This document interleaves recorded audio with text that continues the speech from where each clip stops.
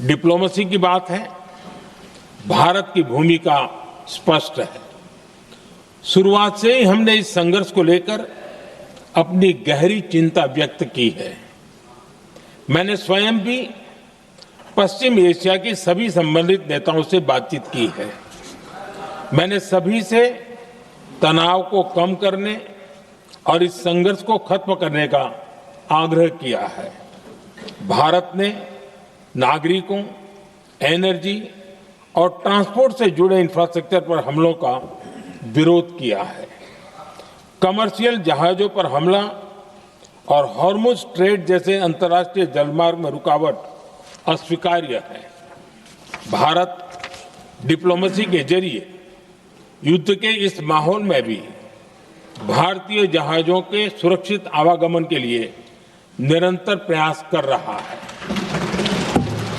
अध्यक्ष महोदय, भारत हमेशा से ही मानवता के हित में और शांति के पक्ष में अपनी आवाज उठाता रहा है।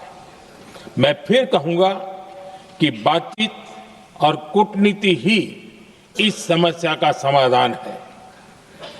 हमारे हर प्रयास तनाव को कम करने, इस संघर्ष को समाप्त करने के लिए है।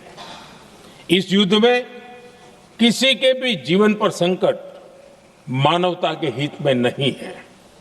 इसलिए भारत का प्रयास सभी पक्षों को जल्द से जल्द शांतिपूर्ण समाधान के लिए प्रोत्साहित करने का है। अध्यक्ष जी, जब ऐसे संकट आते हैं तो कुछ तत्व इसका गलत फायदा उठाने की कोशिश भी करते हैं। इसलिए कानून व्यवस्था सुनिश्चित करने वाली सभी एजेंसियों को अलर्ट पर रखा गया है। कोस्टल सिक्योरिटी हो, बॉर्डर सिक्योरिटी हो, साइबर सिक्योरिटी हो, स्ट्रेटेजिक इंस्टॉलेशंस हो, सबकी सुरक्षा को और मजबूत किया जा रहा है।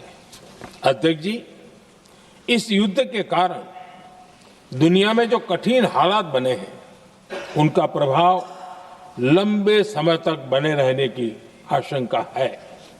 इसलिए हमें तैयार रहना होगा, हमें एकजुट रहना होगा।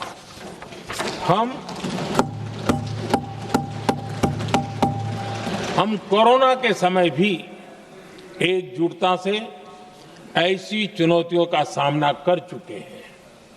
अब हमें फिर से उसी तरह तैयार रहने की आवश्यकता है। धीरज के साथ, संयम के साथ, शांत मन से हमें हर चुनौती का मुकाबला करना है और यही हमारी पहचान है, यही हमारी ताकत है। और हां, हमें बहुत सावधान और सतर्क भी रहना है। हालात का फायदा उठाने वाले झूठ फैलाने का प्रयास करेंगे, ऐसे लोगों की कोशिशों को सफल नहीं होने देना है। मैं देश की सभी राज्य सरकारों से भी इस सदन के माध्यम से आग्रह करूंगा, ऐसे समय में कालाबाजारी करने वाले, जमाखोरी करने वाले एक्टिव हो जाते हैं। इसके लिए कड़ी मॉनिटरिंग जरूरी है। जहां से भी ऐसी शिकायतें आती हैं, वहां त्वरित कार्रवाई होनी चाहिए। देश की हर सरकार और देश का हर नागरिक जब मिलकर चलेंगे तो हम हर चुनौती को चुनौती दे सकते हैं।